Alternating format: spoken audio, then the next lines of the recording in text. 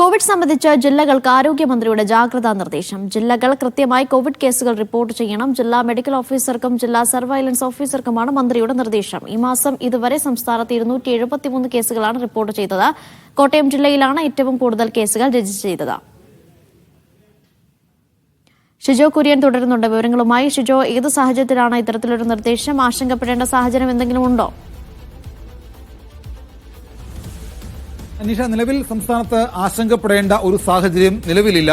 വലിയ ജാഗ്രതയോടുകൂടി മുന്നോട്ട് പോകണം എന്നുള്ള ഒരു അറിയിപ്പാണ് ആരോഗ്യമന്ത്രി വീണ ജോർജ് നടത്തുന്നത്.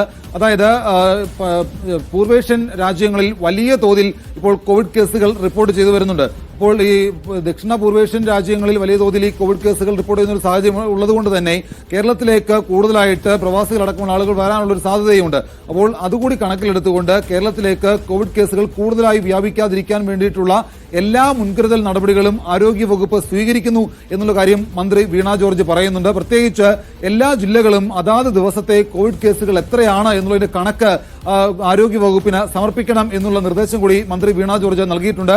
ഇത് സംബന്ധിച്ചുള്ള നിർദ്ദേശം എല്ലാ ജില്ലാ മെഡിക്കൽ ഓഫീസർമാർക്കും അതുപോലെ തന്നെ ജില്ലാ സർവൈലൻസ് ഓഫീസർമാർക്കും മന്ത്രി വീണ ജോർജ് നിർദ്ദേശം നൽകിയിട്ടുണ്ട്. ഓരോ ദിവസവും എത്ര രോഗികൾ കോവിഡ് ബാധിച്ച് ആശുപത്രിയിൽ ചികിത്സ തേടുന്നു അവരുടെ കണക്ക് അതാത് ദിവസം ആരോഗ്യവകുപ്പിനെ കൃത്യമായിട്ട് അറിയിക്കണം. ഈ മാസം നിലവിൽ മെയ് മാസത്തെ മാത്രം കണക്ക് പരിശോധിച്ചാൽ ആരോഗ്യവകുപ്പ് പറയുന്ന പ്രകാരം ഈ മാസം 20 വരെ മെയ് 1 മുതൽ 23 വരെ തികയുന്ന ദിവസം കൊണ്ട് 273 പേർക്ക് സംസ്ഥാനത്ത് ഈ മാസം മാത്രം കോവിഡ് സ്ഥിരീകരിച്ചിട്ടുണ്ട്. അതിൽ ഏറ്റവും അധികം രോഗികൾ കോട്ടയം ജില്ലയിലാണ്. 82 രോഗികൾ, 73 രോഗികൾ തിരുവനന്തപുരം ജില്ലയിലുണ്ട്. എറണാകുളത്ത് 49ഉം അതുപോലെ പത്തനംതിട്ടയിൽ 30 രോഗികളുണ്ട്. അതാണ് ഈ മാസത്തെ കണക്ക്.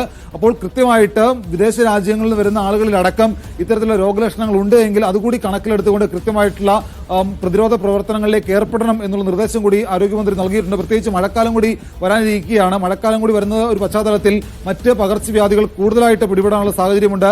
മഞ്ഞപ്പിത്തവും എലിപ്പനിയും ഡെങ്കിയും അടക്കമുള്ള രോഗം ബാധിച്ചുകൊണ്ട് ആശുപത്രിയിൽ ആളുകൾ ചികിത്സ തേടുന്നുണ്ട്. അപ്പോൾ അവരിൽ ആർക്കെങ്കിലും ഈ പറയുന്ന ഡെങ്കി കൂടി ഉണ്ടെങ്കിൽ സ്ഥിതി ഗുരുതരമാകാനുള്ള ഒരു സാഹചര്യമുണ്ട്. അപ്പോൾ അതുകൂടി കണക്കിലെടുത്തുകൊണ്ട് എന്തെങ്കിലും തരത്തിലുള്ള ലക്ഷണങ്ങൾ ഉണ്ടെങ്കിൽ കൃത്യമായിട്ടുള്ള ചികിത്സ തേടണം എന്നുള്ള കാര്യം കൂടി ആരോഗ്യമന്ത്രി പറയുന്നുണ്ട്.